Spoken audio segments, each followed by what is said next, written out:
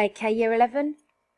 Today we're going to be looking at the context of Macbeth, in particular witches and the supernatural, which is what we covered in our lesson last week. So today, what we know about witches and what we believe about witches is that it is an alternative religion. So it's a belief system. And people that call themselves witches are not really scary. You can see a picture up here. They're more kind of almost like hippies here, and they worship forces in nature and things like that. They often describe themselves as Wiccans. They are not illegal, and they are completely unrelated to the witches in Macbeth. They have nothing to do with each other. These are witches of the time of Macbeth. Obviously not a photo because it was the old days. You can see they've got these little people. Those are dolls, and they're called poppets, and they would stick pins in them to make people ill, and they're talking to the devil. So in Shakespeare's time, witches was illegal, and they were believed to be real, as in real criminals. A good analogy for your context of reception would be the way we talk about child molesters and terrorists today. We are aware that people do these things. We are aware that they happen. However, the newspapers and government forces will often draw attention to terrorism and the danger children are in to get us to agree to things. So, for example, the way we use the internet or public safety or allowing stop and search. They'll use those real crimes and almost exaggerate them and the real danger people are in order to get people to comply. And that's similar to what happens in Macbeth with the witches. The key difference is, of course, nowadays most people don't believe the witches exist, whereas the crimes I'm talking about are real. But there's still that idea that in many societies, governments will use this fear of something that people believe in and exaggerate it. It was the same as we read in class with witches. People believed they were real, but they never believed there was something that the king needed to follow and that warranted huge trials and executions until that point. Something that witches hate, here's a list here. They not only hate God, but they hate things that were associated with God. So you've got family, which was obviously created by God. Health, so the physical body, because that's made in God's image according to the Bible. The law and the king. Now, they have this idea of the divine right of kings, that the law and the king are put in place by God. Therefore, witches in Shakespeare's time would hate God. And they would hate the law and they would hate the king. And they just want to cause disruption, which might be why they motivated Macbeth to kill the correct king, because they didn't want the law and the king to be upheld in the play.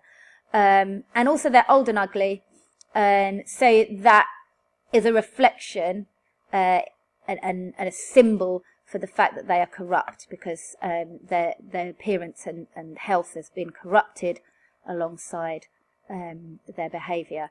But in reality, it enabled anyone who was unpopular and old and unattractive to be accused.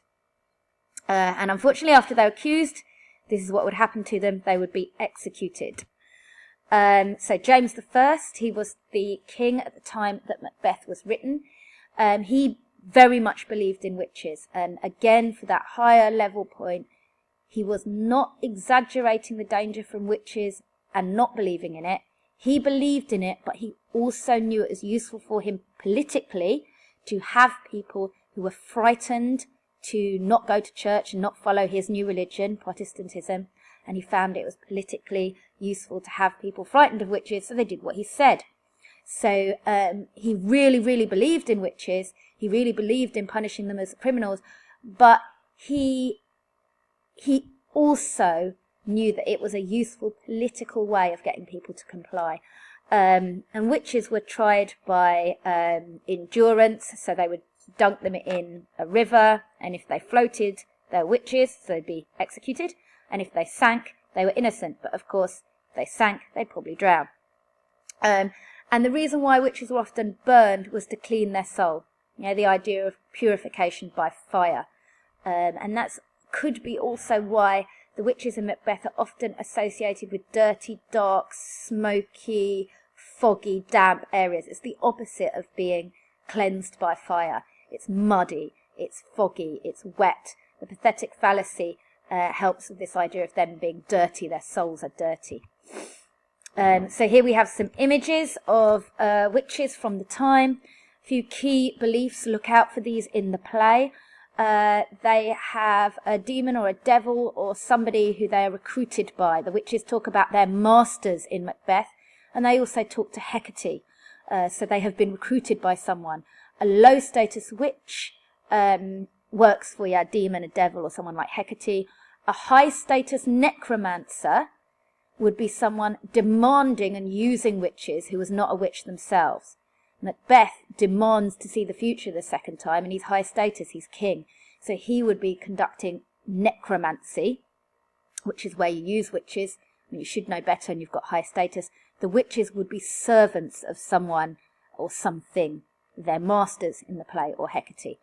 Witches use rhyming spells with disturbing, vile ingredients to control the weather, people's health, and crops and farming. And we know that in the scene where they outline their spell, double, double, toil and trouble, they use very disturbing ingredients, including ingredients from humans.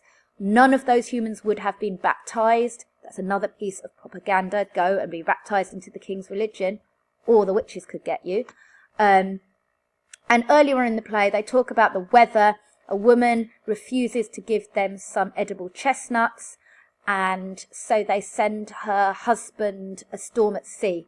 And he's a good man, so they can't kill him, but they send a storm, and they make her suffer by separating her from her husband for a number of years because she refused to give them like the equivalent of, one nut or one crisp from a packet. They're extremely petty and vindictive. And they talk about crops and farms, and you notice that people are, when they're talking about omens in the play, they'll often mention animals and things from nature that are going a bit wrong. They have familiars. The familiars are called Grey Malkin and Paddock in the play. They are a cat and a toad. And you can see these familiars are called Jack and Jill, and I don't know what they are. They look like halfway between a frog and a cat. I'm not sure what they are. But yeah, they would have names and basically like talking animals that could help them. And these are some toads. And yes, they are doing what they look like they're doing because, of course, witches had no respect for social values and what associated with things like illicit affairs and things. Anything that was immoral. And here you've got this one it's got its face on her face. It's not giving her a little kiss. It's feeding. They would often look for birthmarks and things on witches. The idea, they would call them witches' nipples. So like a baby would drink milk from a mother's nipple, the familiars would feed on the witch's blood from a mark on her body, and that was seen as evidence. Who hasn't got a freckle somewhere on their body? So if you're accused, it can be very easy to find that so-called evidence against you. Okay, so there are a number of themes in Macbeth in which the context of witches is important. The first one is ambition. In terms of ambition, the witches function as a catalyst. Without the witches and their prediction, he would have been happy to be a Thane of Cawdor. He would have gone, oh, well, I've done well. I've gone up in status. That's good enough. Yes, he was ambitious, but, he was doing it in the right way. He was fighting battles for his king and getting rewarded. However, that letter telling him you shall be king, that letter to their prediction saying you should be king hereafter, and therefore the letter to his wife kickstarts all of his actions. So that's important. Order and chaos. The idea that they want to cause problems, they want to cause disorder. Things like double, double, toil and trouble, the pathetic fallacy about the storm and the hurly-burly. Hurly-burly means chaos. They continually want to cause chaos. Appearance and reality. Fair is foul and foul is fair. And also they talk about how, can the devil speak true, is a quote about them. Everyone knows that they are not to be trusted, and yet what they say is too tempting to turn down. Banquo does. And although Banquo dies, remember his soul would be saved. He would go to heaven. And also his son Fleance is probably going to be king at the end of the play after the sons. That prediction is going to come true because he resists this fair is foul and foul is fair, which Macbeth is powerless to do. Is that because he's bewitched? Who knows? He himself says, so fair and foul a day I have not seen. So maybe from the start he's hypnotized by them. We do not know. Good and evil, very, very obvious. They are evil. The supernatural, again, very obvious. There are several scenes in which they talk in a supernatural way. So, they cast spells.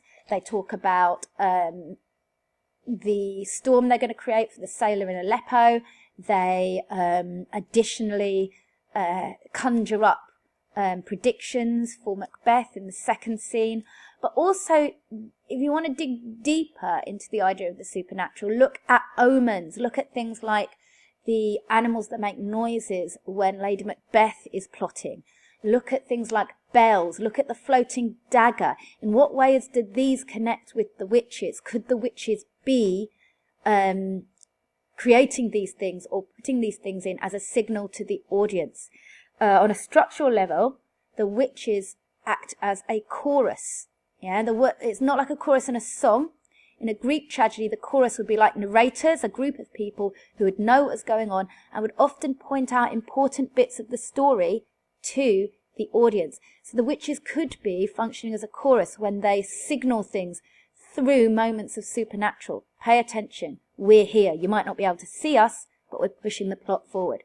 So the key words when you're talking about witches and the themes for that technical side, you want to talk about them being a catalyst, which is, as you know from science, something which gets things going. So they get the ambition going, they get things disordered, they're evil, they're a catalyst, and they're also a chorus. So they tell us to watch out for appearance and reality and how there are a lot of secrets and lies. They tell us through what they're saying, what other characters say that mimics what they say. And the supernatural often appears in important points. Okay, in terms of their language, a lot of what they say sounds like spells. So you've got the repetition and the rhyme. It makes them seem magical. It's also a method aligned with powerful characters saying powerful things in Shakespeare. Lowly characters speak in prose. High characters speak in rhyme or speak in blank verse. So it raises their status as well as making them seem magical. Powerful adjectives and nouns, often very scary. Finger of birth, strangled babe. That's very disturbing. That's a baby that's been killed at birth and they cut its hand off. It's a really, really upsetting image, and it really emphasizes how awful they are.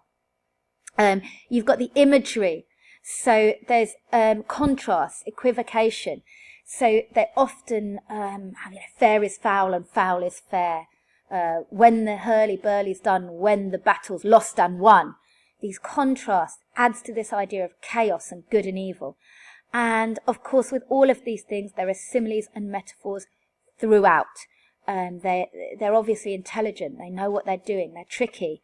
They're in control of what they want you to see, and they're in control of what they want Macbeth to see. Not just if you're pushing up towards the 7, 8s and 9s, not just what he sees, but what he doesn't see. He demands when he's necromancing to see things. And then they say, no more, and they take it away. That's a sign of power to be able to say, no more, you're not seeing anymore. It just reminds us he's not completely in charge. Okay, to take this away and secure it in your mind, I would suggest you watch this maybe once, maybe twice. You bullet point 3 or 4 headline things you have seen.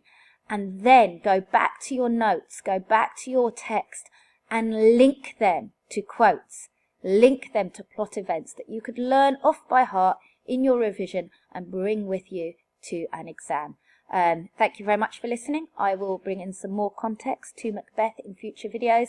Don't forget to save this, follow the channel and use it in your revision.